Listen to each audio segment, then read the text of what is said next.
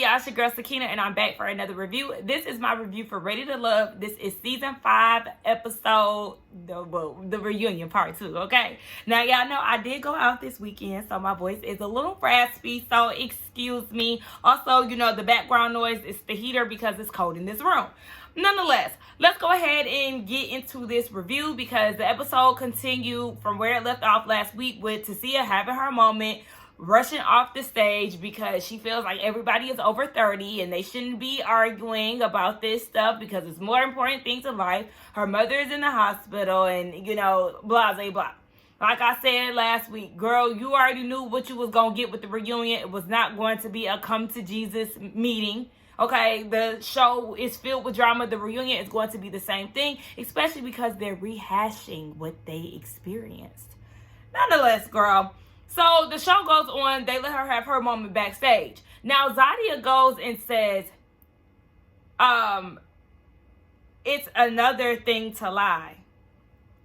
What do you mean it's another thing to lie? I hope you're not referencing them doing the playback of Camille clearly saying that she would F the girls up if they decided to send Cornelius home. Because we clearly heard that come out of her mouth. And it's just like this group of clowns just confused me. Xavier, Naeem, Camille, and Cornelius, like, y'all have this obvious alliance. And it's so weird, like, to blindly follow somebody and after watching the playback and she's clearly saying what was said, and y'all are still acting as if it wasn't that. It's just way too much. So then Xavier then asks Tanika to acknowledge her and Naeem as a couple. Please and thank you, is what she said. Now, I'm like, hold on, wait. Are you the host, 1? 2, who are you talking to? I understand you and Naeem didn't get y'all's couple moment segment because y'all got voted off, but this energy that you're giving is just way too much. And then for you to direct it towards Tanika, it's like, girl, stop feeling yourself and get over it. Because at the end of the day, nobody gives a fuck about you and Naeem, to be totally honest. So then Tanika was like, yeah, I see that he's defending you. And she was like, that's why I chose him. No, you chose him because you got dumped. Remember when you was too busy pointing your nose at Dante, you admitted to wanting to choose him, or you chose him before they got to the retreat. And then he started giving all his attention to Aisha. And then told you as he was eating his vegan risotto that he is choosing Aisha, somebody that you don't like, somebody that you got all this pressure for. You couldn't handle it. So then he made you choose Naeem. That's what that was. Because remember, even when you and Naeem was sitting poolside at the resort, y'all was giving much of nothing. He wasn't giving you anything when you asked, could you see us being outside of this process? He wasn't giving you much of anything. And I don't even know why he couldn't give you a straight answer, because he wasn't making any other connections in the house. Yeah, so I'm sure his personality that you kept trying to cape for. Remember, she was like, oh yeah, and you know, me and Dante had a lot of fun. But you know, Naeem, he really is a lot of fun. No, girl, you're trying to convince us. Okay? Because like I said, after a while, y'all relationship was giving flatline at that resort. It wasn't really giving much of anything. So that's why you got all this heat for Dante. Because he dumped you for Aisha, someone that you do not like and was not expecting him to choose. Anyway, Naeem said, I left because she left. So yeah, that goes together. Again, y'all in this attitude that y'all have towards the host, towards the cast, it's like, nobody gives a fuck about y'all. Like, seriously. So it's just like, that doesn't guarantee a relationship just because you left because Xavier left. You left because you had no other connection, so you had no choice. You know that you were on the chopping block. Yes, it went Cornelius, Camille, Xavier, Naeem. Y'all literally had no reason to stand behind. You had no reason to stay behind because you was next. Anyway, Sydney corrects him and says that he got voted off, to be honest. And really, Sydney is me. Totally, when I cannot stand a bitch-ass nigga, like, that's the type of energy that I'm going to give you, because it's just like, boy, shut up. Like, you really acting like a whole hoe out here. Like, I cannot believe that I really seen it for Naeem. Like, the way that he acts is like, ugh. It's not, I'm pretty sure that Xavier is bossing his ass around. The same way Camille bosses Cornelius around.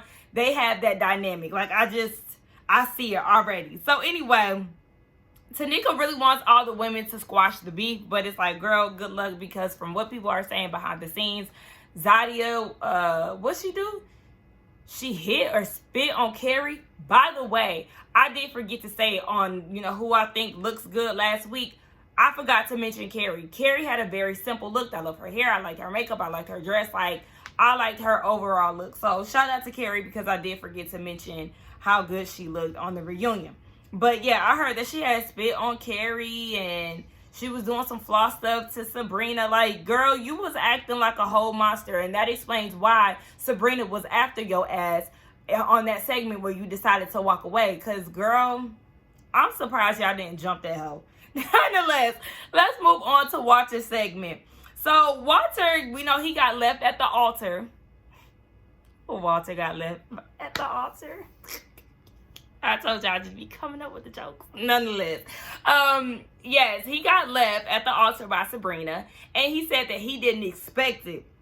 And, the whole time Sabrina is giving him the eye like, Negro, you was full of shit. Don't even play with me. So, he had an issue that Sabrina did not talk to him. And I said, so you must have didn't hear when she said that you don't call her when y'all went out to sushi. Because she said it, the audience, we heard it. She definitely said that you don't be giving her a phone call. So, obviously, you took nothing of what she said from that setting and tried to apply more pressure or try to improve. So, I don't understand why you so upset that she didn't talk to you. Because, girl, for what? You didn't even call her after the retreat. So, make it make sense. He then said, if we had a connection, if we have a connection, if you are my friend, you would have called me. And the same thing goes to you. Just like I said, you was not giving her any type of play. You weren't trying to court her. You really didn't have any genuine interest in her if it was a struggle for you to call. You make time for what you want to make time for. If you're into somebody, you're going to want to talk to them. If you're not communicating with her, then what is she left to think? Make it make sense. Like, you sound dumb as hell. And like I said, Sabrina said more than once that you don't call. So I don't understand why she would save your ego. That's what it was given. Like, you was just upset that she decided to move forward without you and she rejected you at the end. Nah, fuck that. You didn't put in the effort, so why should I? So then we get into this love triangle between Moomin, Sabrina, and Walter. And Moomin said that she didn't feel like Walter's number one because Sabrina did continuously say that he wasn't making her feel like her number one. She often felt like, second fiddle or whatever. And Moomin was like, well, it's funny that I hear you say that because he didn't make me feel like number one. I feel like I was always his number two. So the common denominator is definitely Walter. He was playing games and he just was not really that into the girls. So she said that she always thought or knew that Sabrina was his number one. And Sabrina was like, well, I'm too old for Walter, okay? And he was like, well, no, not necessarily. Like, yes, I do gravitate towards younger women because I do want kids. And you did tell me early on that you did not want kids. Even though we find out that Sabrina did say that she was willing to open her cervix up for Walter. I said, oh. So now I'm a little confused, Sabrina, because I understand he wasn't reaching out to you, but you felt like y'all's connection was that strong to the point where you would give him a baby, you would entertain giving him a baby? The math is not mathing, it's not adding up, it's not equaling. I don't get it. Anyway, they haven't talked since that last scene, but it's still all good. We even see that they hugged it out at the end, so that's fine. That's all right. You took your rejection pretty well, even though you mad that you didn't get a heads up. Boy, fuck all of that. Walter was not to be trusted, nonetheless. Let's move on to Courtney, okay? My Afro twin. All right? So, they did her whole playback, and she was cringing the whole time. Like, oh, gosh, it was so funny. But, she said that Tanika wanted to know what she meant by she wasn't ready. She wasn't ready. Wait, she wasn't ready going after what? oh, she wasn't ready to go home because she wasn't done going after what she wanted or whatever. I remember mentioning that when she got sent home, because I was like, girl, what do you mean? Cornelius is done with you. He don't like the fact that you keep trying to sexually harass him, girl. No. He already said that he wasn't down for it, so it is what it is. But she said that she just meant finding herself. And I'm like, girl, I guess you can take some life lessons away from this process. You can learn some things about yourself. But, girl, you might want to go to therapy, because this old crazy-ass experience, you can find out some things about yourself, but you might need extensive work, sis. And not saying that something's wrong with you, but, you know, what you're trying to find, you might need to seek therapy to actually dig more into that. So, anyway, she said that she's still going after what she wants, honey. And Tanika asked, did Cornelius ever give the vibe that he might just want to smash you? And she was like, we have two different perspectives. You know, he wants to wait until marriage.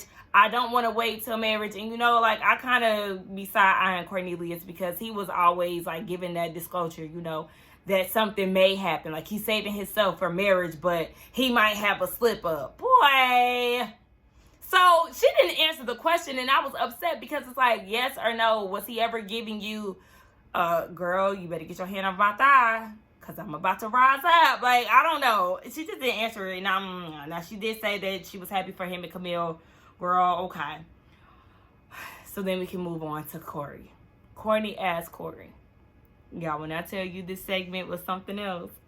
But anyway, let's go ahead and get into it. Mr. Copy and Paste Method, right? They do his whole playback, and we seen a never before seen clip where he admits to seeking approval for women, and this is, or from the women. This is once he got sent home. So then he says, and I quote, I don't know why I go above and beyond. It's like a drug. It feels so good to try so hard. It feels so good to try so hard.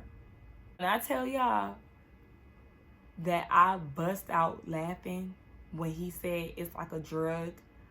I had to rewind it like, no, this fool did not just say this. Like, stop playing with us. And it was so cringy, to the point where after they played his storyline back, Movement was like, Corey, were you for real? Because I know that you an actor. Like, are you serious? And Camille was like, no, he was serious. Don't try to downplay his tears. I said, not you coming for your brown-skinned girl squad member like that. Girl, okay.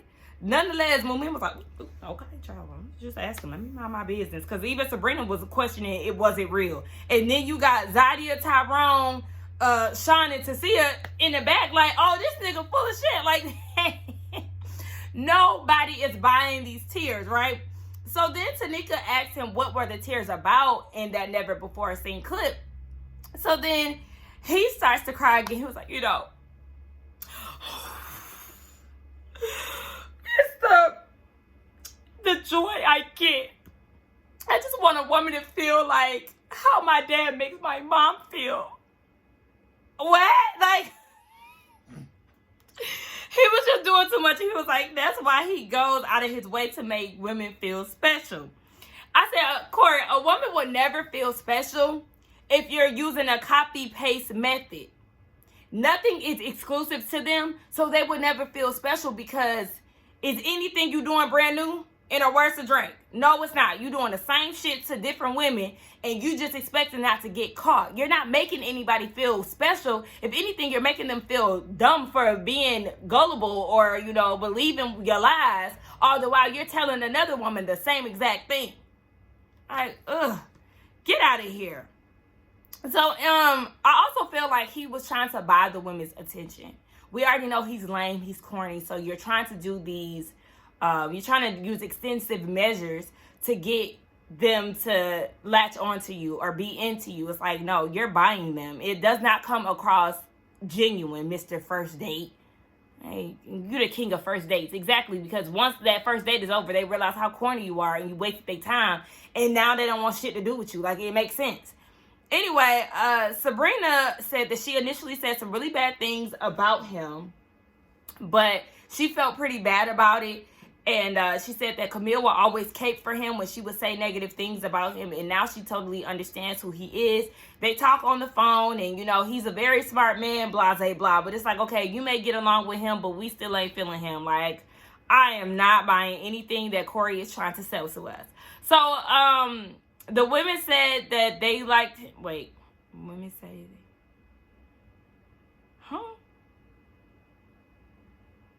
women say they like him too much, trying too hard. I don't know what the hell that means. I don't know what I was trying to note.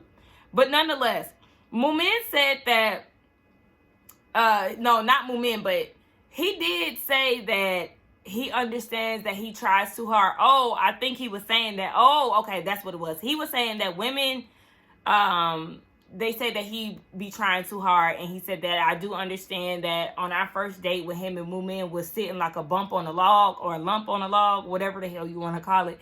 He carved their initials on a tree out there, and he understands that may be too much, but he's going into it like, you know, something could actually come from this.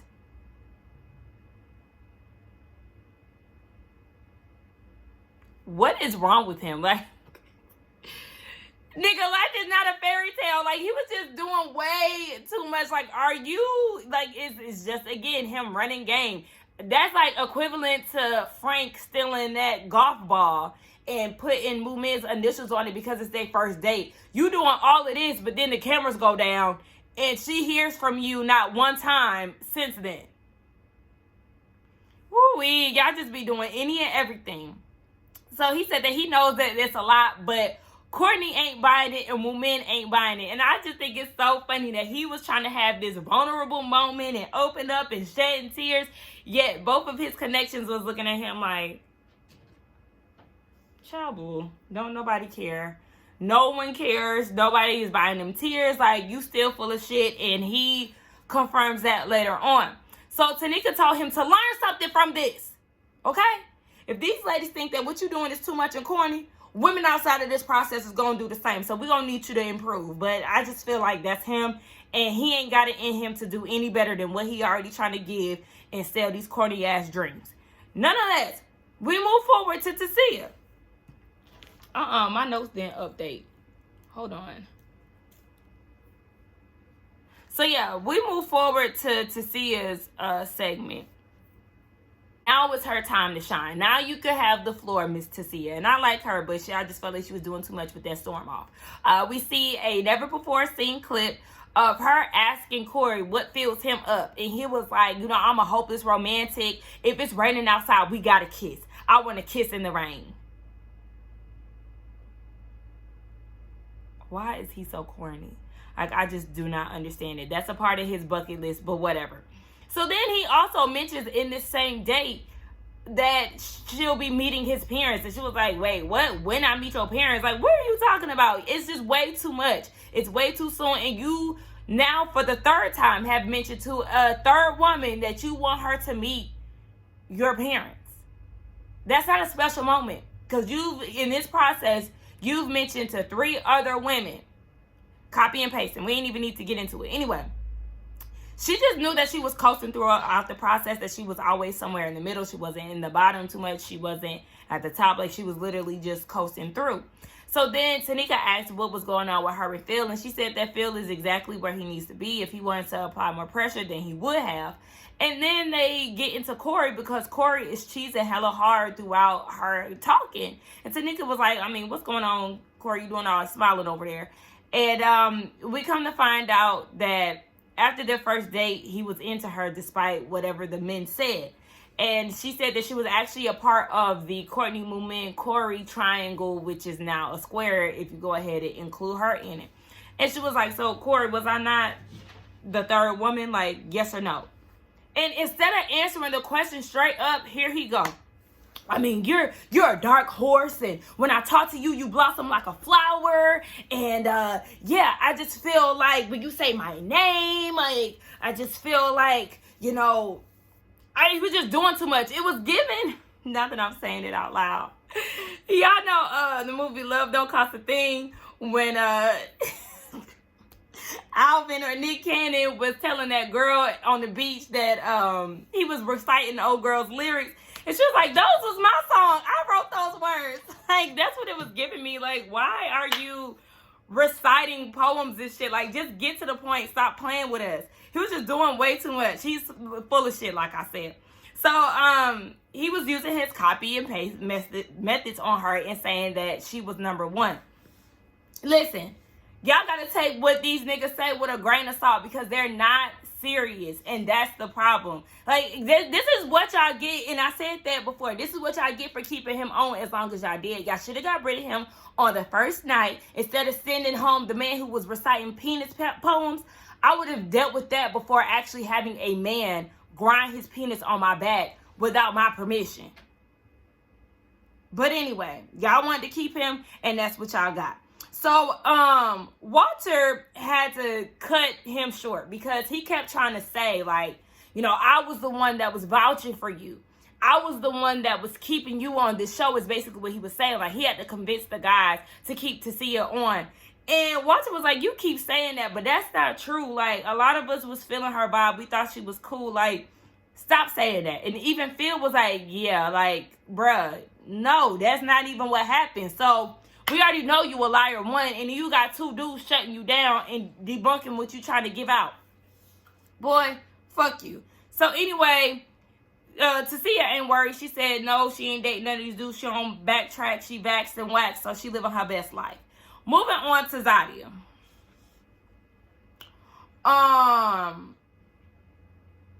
Wait, do you see how you raised some... Oh, so Tanika was like, do you see how you raised some eyebrows and, you know, made yourself seem like there was some red flags? And she was like, yeah, she was out of line for pointing at Dante, and she even apologized to him for a second time. Okay, then Tanika wanted to ask about her choosing Dante before the retreat, and she said that she didn't choose him because she had no choice. She said she didn't choose him because she had no choice. I don't know what the hell I meant by that. Ooh, honey. Anyway, Tanika then asked Naeem, what is going on with this whole, you know, you not really listening to what the guys had to say about her behavior and you feeling as if it wasn't your experience, so you didn't care. And he basically had the same sentiments that he had back then. And he said, but he did, you know, listen to what they had to say. Boy, no, you didn't. You were not paying attention to the red flags. You still a fool as you was before during the show. Anyway, Dante said that he didn't even hear her say that she was going to choose him before the retreat. He was just more so thrown off by her having her damn finger on his nose. So he said that they did talk after the whole nose incident, and she did apologize. But I want to know why they didn't talk about what happened with the things that she said about Aisha being dense, dumb, and all of this. Like, nobody decided to...